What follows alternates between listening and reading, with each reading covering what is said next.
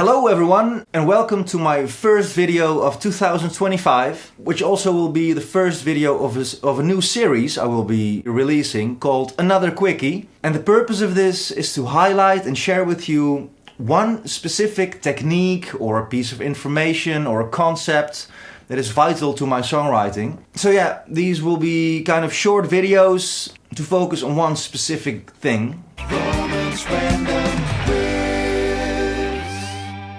This first one is a very important one because it will teach you how to know every chord in a certain key. That's useful if you want to unlock the freedom to write in every key. You need to know which chords belong to a certain key, to a certain house. Instead of memorizing all of this,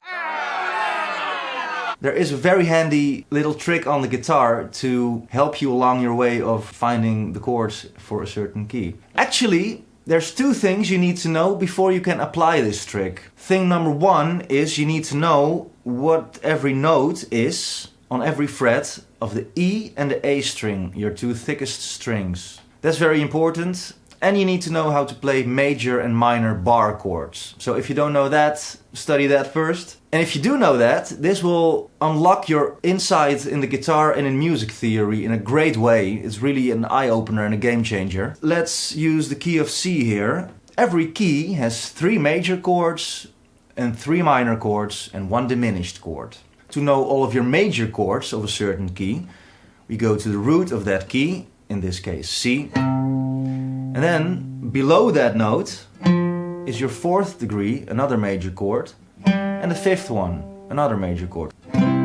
So these are your major chords in the key of C, which is a C, an F and a G.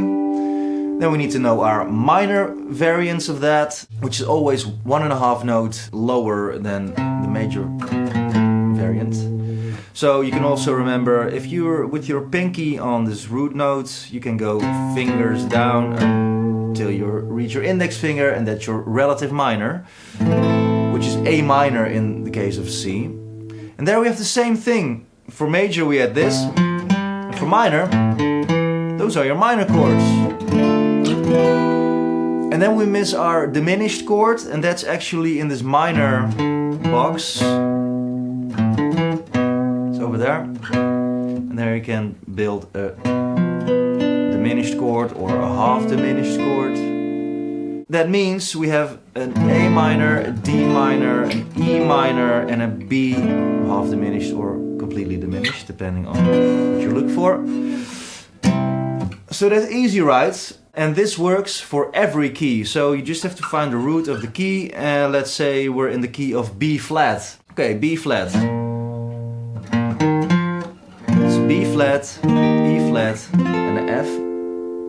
And then we go to the relative minor, which is G minor, C minor, D minor, and then A half diminished. That's cool, right?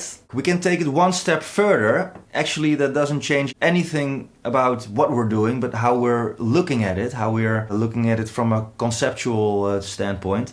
Because you could also say major and minor, you could also call by their expensive names, their fancy names, Ionian and Aeolian, which are the names we use for major and minor when we talk about modes. So actually, these are already 2 modes that are linked to each other, that are connected to each other. So we could say we know the chords of C Ionian, C, F, G, A minor, D minor, E minor, B half diminished. Or we could say, since we know A minor is the relative minor of C, we could also say we know the chords of A Aeolian, A minor Aeolian, which are the same chords, A minor, D minor, E minor, B half diminished, and then the major ones, C, F, G. That's very important to realize. Ionian and Aeolian are connected to each other. Let's put a pin in that before we go to the next level, because the next level is using this trick with the modes. Like Ionian and Aeolian, the other modes are also connected to each other, are relative to each other. For instance, Lydian and Dorian are also linked to each other. And I will show you how. So the new knowledge we have to apply here is that we have to know what note changes in a certain scale to get a certain mode. So Lydian, the Lydian mode, is a major scale with a raised fourth note. 1, 2, 3, 4, 5, 6, 7, 8. So that means our 4 chord is not directly below the root anymore, but it moves up half a note. So then we get those root notes of the chords, and that turns into a major chord for the first degree. The fourth degree turns into a diminished chord. Fifth degree stays a regular major chord. And then we go to the minor side of this. We have A minor. And now, because we have raised this fourth note, that means our D minor turns into a D major. And we still have a regular E minor. And our 7 chord here turns into a regular minor chord instead of a diminished chord, because we have our diminished chord already on the 4th degree now.